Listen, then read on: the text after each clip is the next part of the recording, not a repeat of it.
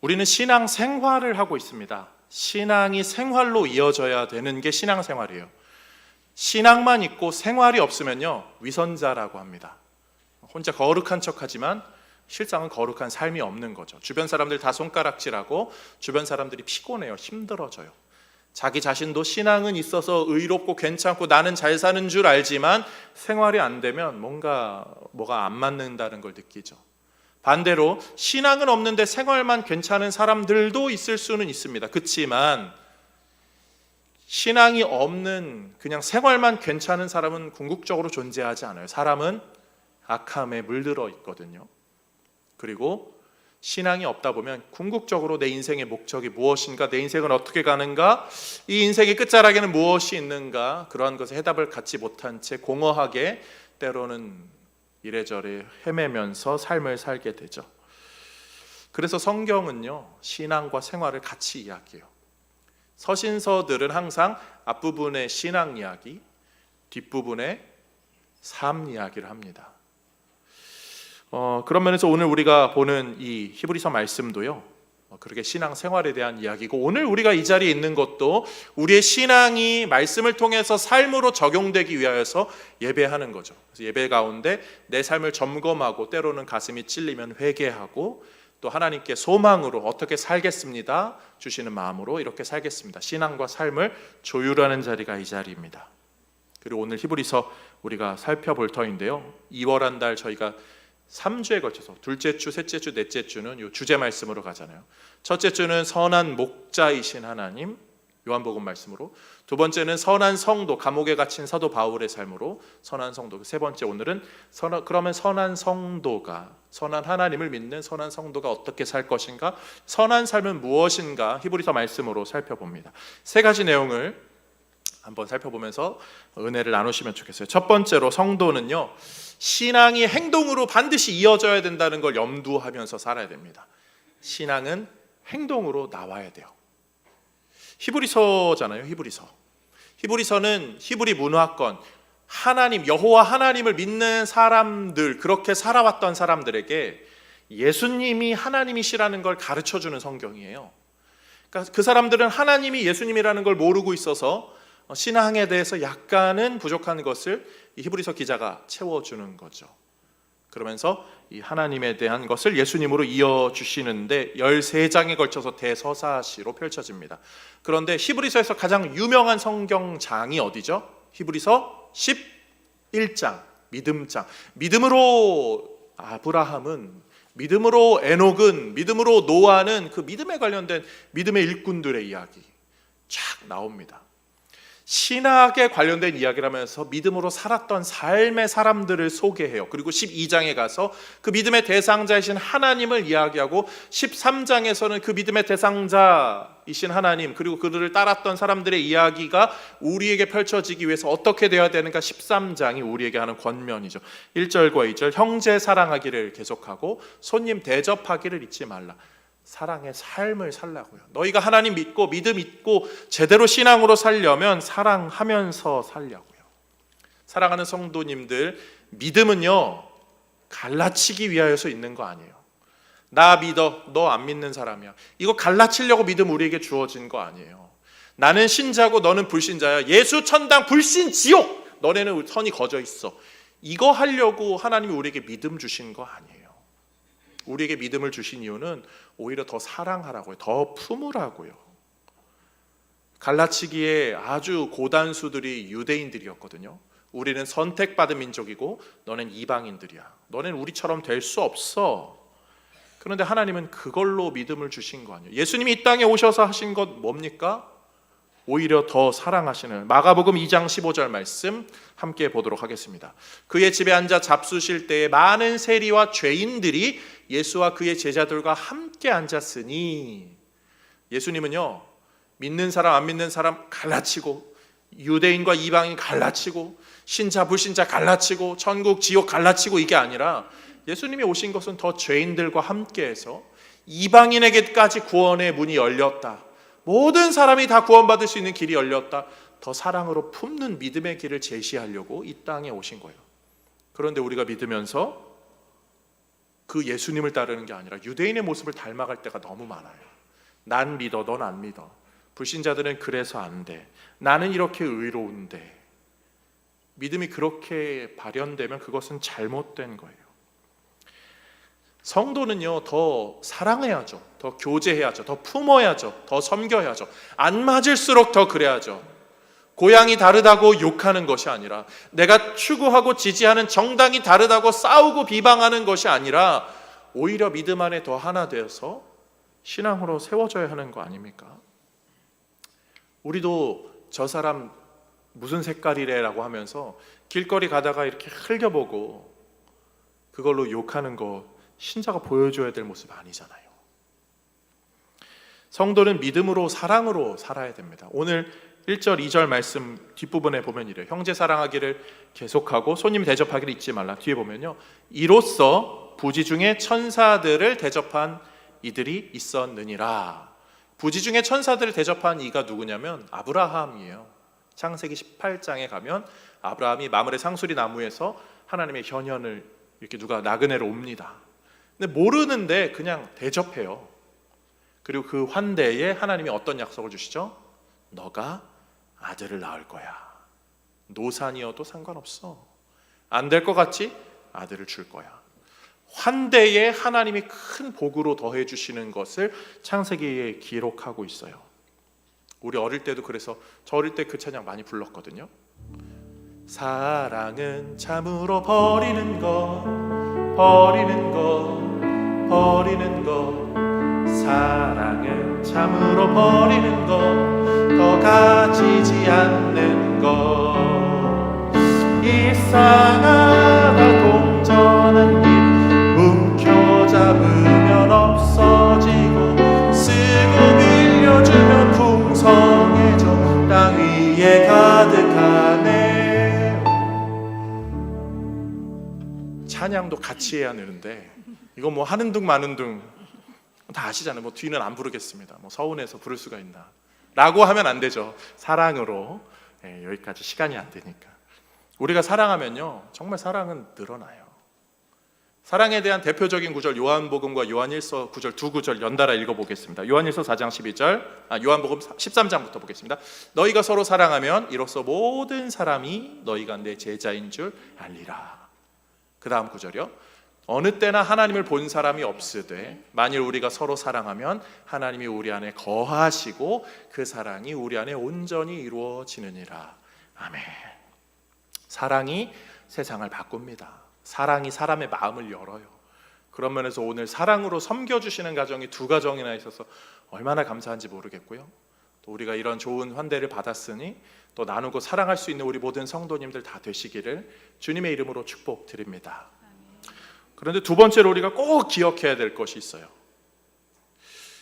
믿음은 행동으로, 사랑의 행동으로 나타나게 돼 있는데요, 우리는 이 사랑을 잘 못한다는 거예요. 우리 힘으로는 그것을 지속할 힘이 없다는 거죠. 사랑을 하라는 명령이 우리에게 주어진 이유는요, 철학에서는요 이렇게 말하거든요. 그 반명제를 생각해 봐야 된다고. 우리가 사랑을 잘 못해서, 그래서 사랑하라고 명령하는 거예요. 아이들을 키우는데요, 아이들이 방 청소를 잘하면 방 청소 좀 해! 이런 얘기를 안 하잖아요. 청소 안 하는 아이들에게 청소 좀 해라고 이야기하듯이 사랑을 못하는 우리에게 하나님이 사랑하라고 명령하시는 거예요. 근데 우리는 사랑을 잘 못한다고요. 동양 철학을 보면요, 그 이와 기 뭐 이런 걸 이야기할 때 이런 부류가 있어요. 사람은요, 이 마음과 본성이 있다라고 말해요. 마음은 의지와 연결되어 있고 본성은 감정과 연결되어 있다고 그래요. 그래서 마음과 의지는요 이런 거죠. 마음 먹기에 달려 있어. 내가 마음 먹고 의지를 갖고 빡 이렇게 뭔가를 할 수 있는 거예요. 번지 점프에서 마음 먹기, 그래 할 수 있어 하고 착 점프를 뛰는 거. 마음 먹기에 달려 있는 영역이 있어요. 그런데 본성과 감정은 좀 다른 영역이에요. 의지로 눈물 흐르는 거 멈출 수 없어요. 감정이거든요. 그건 본성이거든요. 그래서 우리는요, 어떤 영화 같은 거 극장에서 딱 보면요, 딱 이렇게 연인과 데이트를 할 때 막 굉장히 막 감동 뭉클한 장면에서 나는 울면 안 돼, 울면 안 돼, 울면 안 돼 이러지만 딱 그 장면이 지나가면 어떻게 되죠? 다 훌쩍훌쩍 거리거든요. 본성은 다 비슷한 거예요. 막 제가 지금 이런 거 했을 때 몇몇 이렇게 하하하 웃으신 분들 계세요. 같은 본성이에요. 안 웃으신 분들은요 감추고 있는 거예요. 그렇지만 속으로는 아니면 제가 덜 웃겼거나 뭐 제 불찰이죠. 뭐. 그런데요, 이 본성과 감정이 연결되어 있는데 여기가 좀 고장난 사람들이 간혹 있어요.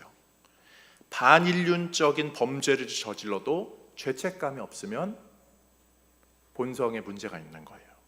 그 사람들을 사회적으로는 굉장히 위험한 사람들로 분류하잖아요. 제가 지금 말씀드리는 거는 다른 건 아니에요. 우리는 사실 여기에 그런 사람들 없습니다. 우리는 다 비슷한 사람. 우리의 감정과 본성, 우리의 마음은 다 비슷한 부류예요. 그런데 문제는 우리의 이 의지와 본성, 감정, 뭐 이런 모든 것들이요 사랑과 거리가 멀다는 거예요. 오늘 나눠드리는 것 기분 좋게 받으시면 되는데 어떤 분들은 이거 받아야 돼 말아야 돼 받는 게 불편한 분들이 있어요. 꼭 식당 가면은 받는 건 불편해서 꼭 사야만 되는 그런 분들이 있고요. 뭔가 우리는 받는 환대가 익숙치 않아요. 또 이런 거죠. 집에 갔는데 배우자가 모르겠어요. 뭐 저라고 예를 들어봅시다. 딱 제가 집에 갔는데 저희 집에 식탁에 반찬이 꽉 이만큼 차 있는 거예요. 막 무슨 뭐 사내 진미가 다 있어요. 집이 막 깨끗하게 정돈되어 있고 막 왔어 막 이러면서 제가 어떤 마음이 들까요? 당연하구만. 그렇지 이 정도는 해야지. 이러면 제가 좀 이상할 것 같죠. 왜 그러지? 나한테 뭐 바라는 거 있나? 아니면 뭐 큰 사고 쳤나? 내가 지금 뭐 이거 좀 이렇게 기분 좋게 우리는 의심을 하거든요. 우리는 받는 환대가 익숙치 않아요. 오히려 뭔가 의도가 있는 거 아니야? 의도 있는 접대로 이해한다니까요. 우리는 사랑을 표현하는 것도 좀 익숙치 않은 존재예요. 지난주 말씀드렸던 그 박재현 소장님의 나는 내 말이 왜 힘들까에서 이야기하는 건 늘 그거예요. 우리가 그냥 자동적으로 나오는 말들이 때로는 상처를 준다는 거예요. 우리는 의도가 선해도요 이게 좀 전달이 잘 안 됩니다. 부모님들이 자녀들에게 하는 가장 큰 실수 중에 하나가 그거거든요. 다 너 잘 되라고 하는 말이야 이러면서 이래야 된다는 둥 저래야 된다는 둥 막 하면은 물론 잘 돼야 된다는 마음도 알아요. 그런데 그 말하는 과정 가운데 때로는 자녀들에게 비수가 꽂히는 말들이 종종 있거든요.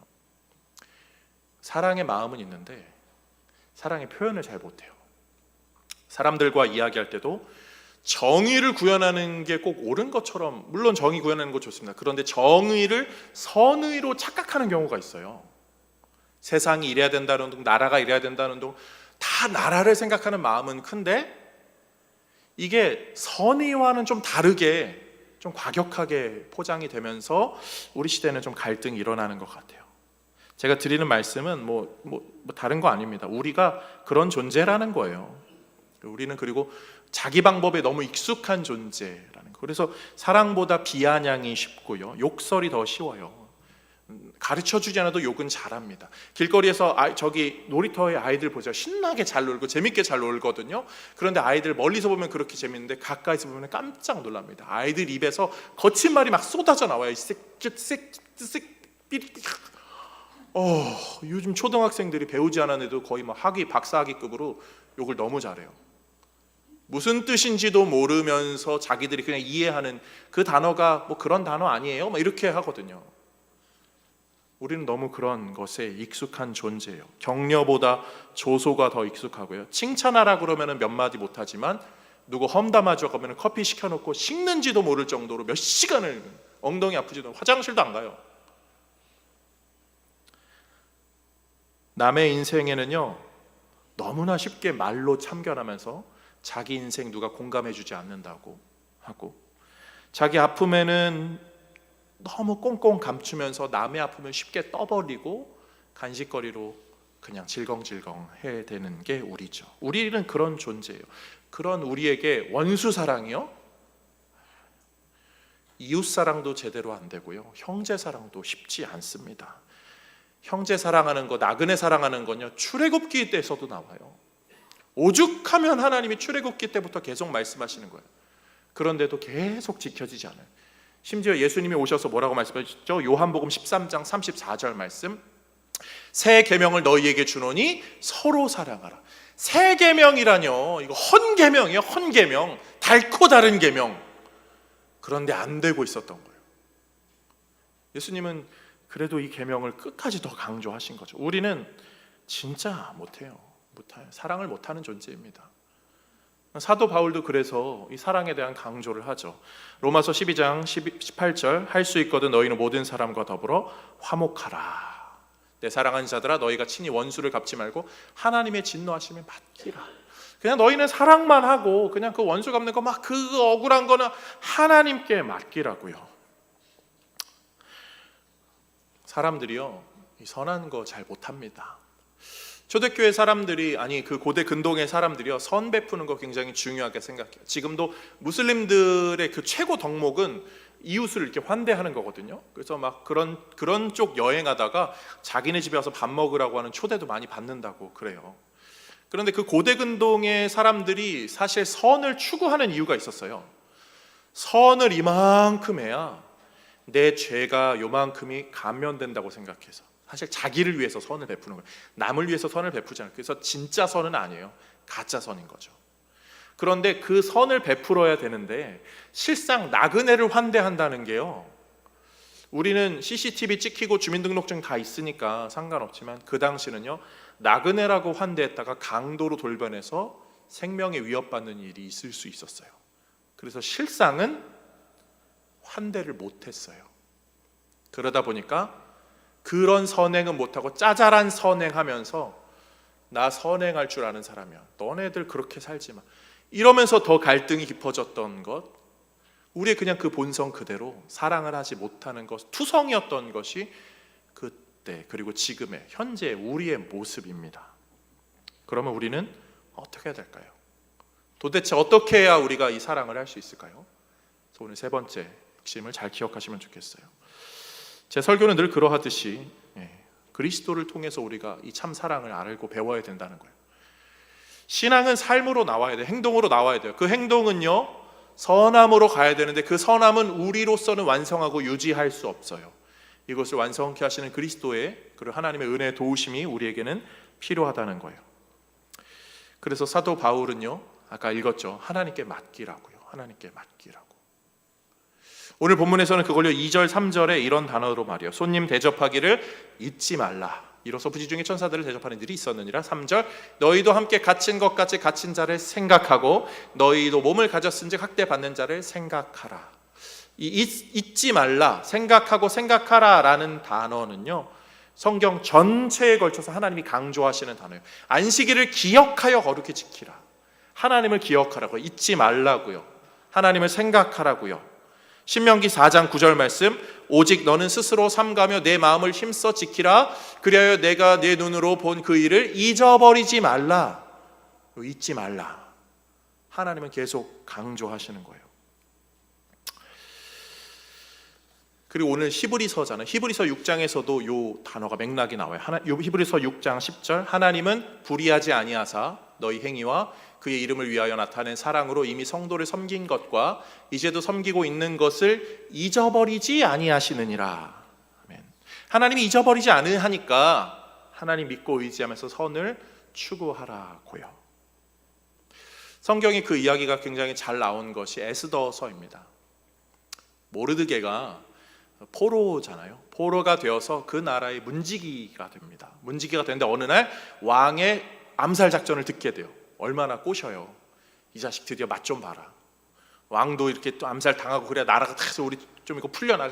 이런저런 생각이 들 법한데 모르드게가 참 선의로 그 암살 소식을 전달합니다, 왕한테. 그러자 왕이 그 암살 소식을 탁탁탁탁 해결해가지고 왕은 안전해져요. 모르드게는 아무것도 받지 않아요. 선의로 베풀었는지 돌아오는 게 아무것도 없어요. 억울하죠. 그런데 에스더 6장에 이렇게 나와요. 6장 1절, 그날 밤에 왕이 잠이 오지 아니하므로 명령하여 역대일기를 가져다가 자기 앞에서 읽히더니, 어느 날 왕이 그냥 이유 없이 잠이 안 와요. 그래서 역대 일기를 읽히라고 하니까 거기서 모르드게 이야기를 듣게 된 거예요. 그래서 모르드게에게 어떤 게 갔냐? 없습니다. 그러면 줘라. 늦게라도 보응받게 되거든요. 하나님이 일하시는 방법이기도 합니다. 우리가 좀 바라는 부분도 이런 지점이에요. 우리는 선을 베풀면 선이 좀 돌아오기를 바라죠. 뭔가를 이렇게 하면 돌아오기를 바라죠. 그런데 안 돌아와요. 안 돌아오는 이유가 뭘까? 내가 선을 안 베풀어진가? 내 잘못인가? 내 잘못 아닐 때도 있거든요. 우리 분명히 선을 베풀었거든요. 그럼 하나님이 안 베풀어 주시는가? 아니요. 그거 의심할 수 없어요. 우리에게 선이 돌아오지 않는 이유는요, 세상이 죄악되었기 때문이에요. 죄악에 물들었기 때문이죠. 이런 세상에서 살기 때문이에요. 그런 세상에 사는 우리에게 하나님은요, 내가 기억한다, 내가 알고 있으니까, 내가 기억하니까 너는 선을 베풀어라 라고 하시는 거예요. 지금 몰라도, 지금 못 받아도, 좀 나중에 받든지 아니면 생에서 못 받아도 하나님이 나중에 챙겨주실 거니까요. 사람들은 잊어버리는 것에 대한 굉장한 불안함이 있거든요. 누가 내 돈 띵까먹고 그거 잊어버리면 어떻게 돼요? 걔가 잊어버리면 내가 화나는 거고, 내가 잊어버리면 더 짜증나는 거죠. 그 사람들은 여태까지 늘 유행가로는요, 나를 잊지 말아요 라는 가사, 굉장히 유행가보다 자주 들어갔습니다. 나를 잊지 말아요 가요 하면 뭐가 생각나세요? 나를 잊지 말아요. 누구죠? 김희애. 김희애, 그 배우 김희애가 부른 거죠. 1987년인가. 여기서 인상집 뿌리시는 분들은 나를 잊지 말아요 하면 뭔 거죠? 우리 서로 사랑했는데 그대 나를 잊지 말아요. 그거잖아요. 아이리스. 저 엄청 좋아했거든요. 웃어주셔서 감사합니다. 근데 어쩌면 조금 다음 세대 분들은 그거 모를 것 같아요. 나를 잊지 말아요. 나를 잊지 말아요. 1초를 살아도 저도 제가 무슨 노래인지 허각이 부른 나를 잊지 말아요가 있거든요. 허각 씨가 부른 천년의 사랑이라는 드라마, 공효진 씨가 나왔던 거. 거룩하신 분들은 TV를 안 보셔서 모르겠지만, 아무튼 그 나를 잊지 말아요라는 거는 늘 역사를 흘러가면서 사람들이 막 너무나 좋아하는 거예요. 잊혀지지 않고 싶다는 거. 그런데요, 실제로 사람은 잊습니다. 하나님이 잊지 않으신다라고 말하죠. 하나님이 어떻게 잊지 않으시죠? 우리는 그러죠. 하나님 정말 나를 안 잊을까요? 어떻게 그걸 내가 알아요? 나를 안 잊는다는 걸 내가 어떻게 확신할 수 있습니까? 이사야 49장 가시면 돼요. 이사야 49장 15절 16절.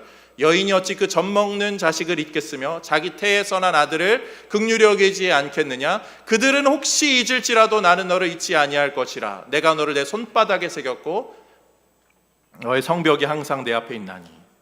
어떻게 손바닥에 새겼다고요?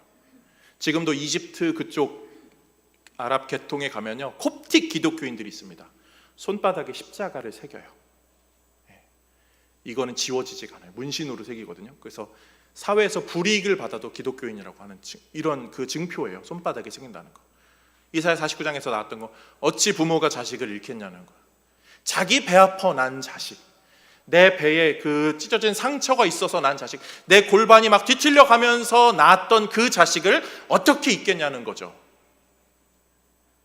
낳은 정, 기른 정, 내 평생을 바쳐가면서 손발이 부르트고 굳은 살이 배기고 얼굴이 자글자글해지면서 내 젊음을 다 바쳐서 키워낸 그 자식을 내가 어떻게 잊을 수 있냐고요. 혹 사람은 질병 때문에라도 잊을 수는 있죠. 그런데 하나님은 안 잊으신다는 거예요. 하나님이 우리를 잊지 않기 위해서 하신 증표가 무엇입니까? 아들 예수 그리스도를 보내신 거예요. 그분을 십자가에 못 박으신 거예요. 우리 죄를 대신해서. 그래서 그분의 손에는 못자국이 남았죠. 옆구리엔 창자국, 손가발에 못자국.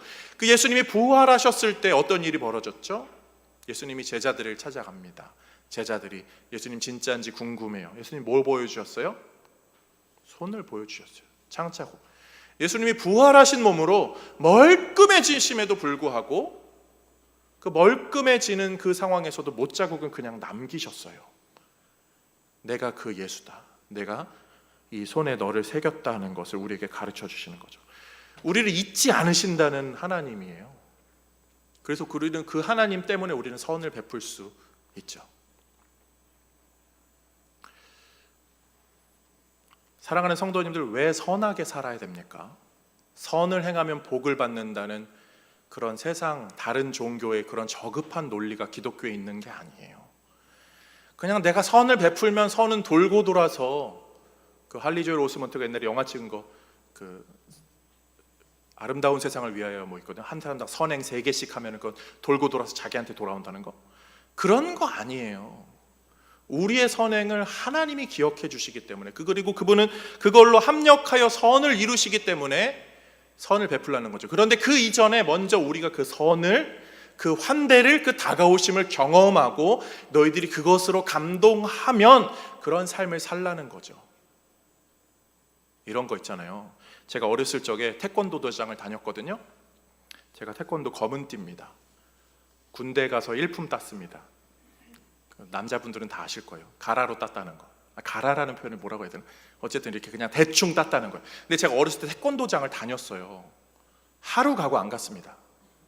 왜 그런지 아세요? 갔는데 다 막 치네요. 막 북적북적 장난치면 저만 이렇게 막 그 외톨이 깍두기인 거예요. 너무 어색해가지고 그 감정이 싫어서 안 가! 막 안 갔어요. 영화에서 그런 거 있잖아요. 파티 같은 데 탁 가면 다들 막 익숙해 보이지만 저도 그런데 한 번도 안 가봤어요. 막 이렇게 하는데 저기서 막 주인공 이러는 주인공 있잖아요. 어색해서 도무지 여기가 가시방석 같은. 그런데 그 파티에 다 가장 그 핵심적인 인물이 와서 이야기해주고 말 걸어주고, 그리고 내가 불편하지 않도록 가장 포근한 대화로, 그리고 깊은 단계로 점점 다가가면 그 순간이, 불편했던 그 자리가 아주 행복한 자리, 그 기억이 남거든요. 그리고 다음에 비슷한 자리에 누가 그러고 있으면 그 사람은 다가갈 줄 알아요. 먼저 자기가 그 선을, 그 은혜를 받았기 때문에. 그리스도인들은요, 하나님이 먼저 우리에게 와주셨다는 것을 기억하셔야 돼요. 그리고 그 은혜 때문에 우리가 선을 베풀 수 있어요. 그리고 세상 사람들은 그것을 받아주지 않아도 괜찮아요. 왜요? 기억해 주시는 우리 하나님이 계시기 때문이죠. 사랑하는 성도님들, 어려운 시대, 추운 시대, 서로 냉랭한 시대이지만 갈등의 골이 깊지만 할 수 있다면 그리스도의 사랑에 힘입어서 사랑하고 또 섬기고 또 품어주고 교제하는 우리 모두가 되기를 주님의 이름으로 축복드립니다.